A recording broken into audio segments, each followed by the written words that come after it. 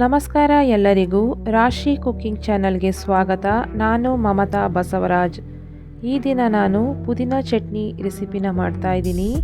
ಈ ಚಟ್ನಿ ಅಂತೂ ತುಂಬಾ ಸಿಂಪಲ್ಲು, ತುಂಬಾ ಕ್ವಿಕ್ಕಾಗಿ ಮಾಡ್ಕೊಳ್ಬೋದು. ಟೇಸ್ಟ್ ಅಂತೂ ತುಂಬಾ ಸೂಪರ್ ಆಗಿರುತ್ತೆ.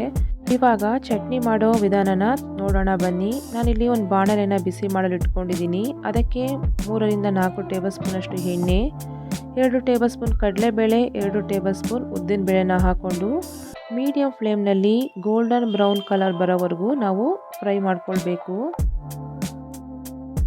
ಲೋ ಫ್ಲೇಮ್ನಲ್ಲೇ ಇಟ್ಕೊಂಡು ಫ್ರೈ ಮಾಡ್ಕೊಳ್ಳಿ. ನೋಡಿ, ಇವಾಗ ಇದಕ್ಕೆ ನಾನು 2 ಗೆಡ್ಡೆಯಷ್ಟು ಬೆಳ್ಳುಳ್ಳಿನ ಸಿಪ್ಪೆ ತೆಗೆದು ಹಾಕ್ಕೊಳ್ತಾ ಇದ್ದೀನಿ. ಮತ್ತು 3 ಬ್ಯಾಡಗಿ ಮೆಣಸಿಕಾಯಿ, 4 ಗುಂಟೂರು ಮೆಣಸಿಕಾಯಿನ ಹಾಕ್ಕೊಳ್ತಾ ಇದ್ದೀನಿ.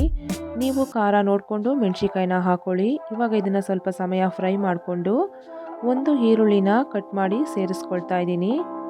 ಇವಾಗ ಈರುಳ್ಳಿ ಸ್ವಲ್ಪ ಸಾಫ್ಟ್ ಆಗೋವರೆಗೂ ಫ್ರೈ ಮಾಡ್ಕೊಳ್ಬೇಕು.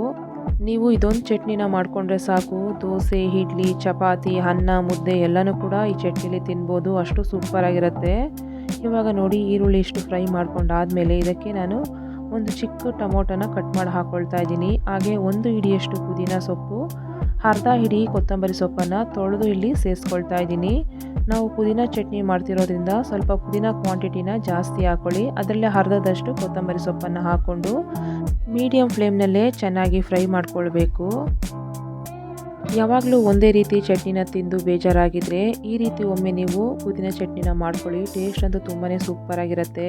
ನೀವು ಈ ಚಟ್ನಿನ ಒಂದ್ಸರಿ ಮಾಡಿಕೊಂಡ್ರೆ ಫ್ರಿಜ್ನಲ್ಲಿ 3-4 ದಿನದವರೆಗೂ ಸ್ಟೋರ್ ಮಾಡಿ ಇಟ್ಕೊಳ್ಬೋದು. ಇವಾಗ ನೋಡಿ, ಚೆನ್ನಾಗಿ ಫ್ರೈ ಮಾಡ್ಕೊಂಡಿದ್ದಾಗಿದೆ.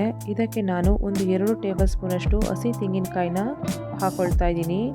ಬೇಕಿದ್ರೆ ಹಾಕ್ಕೊಳ್ಬೋದು, ಇಲ್ಲಾಂದರೆ ಸ್ಕಿಪ್ ಮಾಡ್ಕೊಳ್ಬೋದು. ಹಾಗೆ ಸ್ವಲ್ಪ ಹುಣಸೆ ಹಣ್ಣು, ರುಚಿಗೆ ತಕ್ಕಷ್ಟು ಉಪ್ಪು, 1/4 ಟೇಬಲ್ ಸ್ಪೂನ್ ಇಂಗನ್ನು ಹಾಕ್ಕೊಂಡು 1 ನಿಮಿಷ ಫ್ರೈ ಮಾಡಿಕೊಂಡು ಫ್ಲೇಮ್ನ ಆಫ್ ಮಾಡ್ಕೊಳ್ತಾ ಇದ್ದೀನಿ.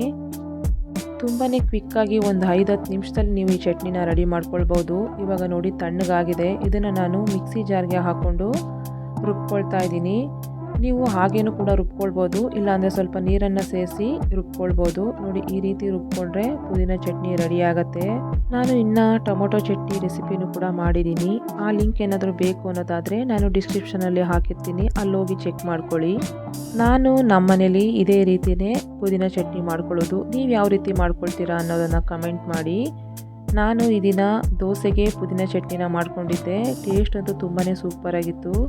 ನಿಮಗೂ ಈ ರೆಸಿಪಿ ಇಷ್ಟ ಆಗಿದ್ದರೆ ಒಮ್ಮೆ ಟ್ರೈ ಮಾಡಿ. ಹೇಗಿತ್ತು ಅಂತ ನನಗೆ ಕಮೆಂಟ್ಸ್ನಲ್ಲಿ ತಿಳಿಸಿ. ನಮ್ಮ ವಿಡಿಯೋಗೆ ಒಂದು ಲೈಕ್ ಕೊಡಿ, ಶೇರ್ ಮಾಡಿ, ಸಬ್ಸ್ಕ್ರೈಬ್ ಮಾಡ್ಕೊಳ್ಳಿ. ಮತ್ತೆ ಇನ್ನೊಂದು ರೆಸಿಪಿ ಜೊತೆ ಬರ್ತೀನಿ. Thank you.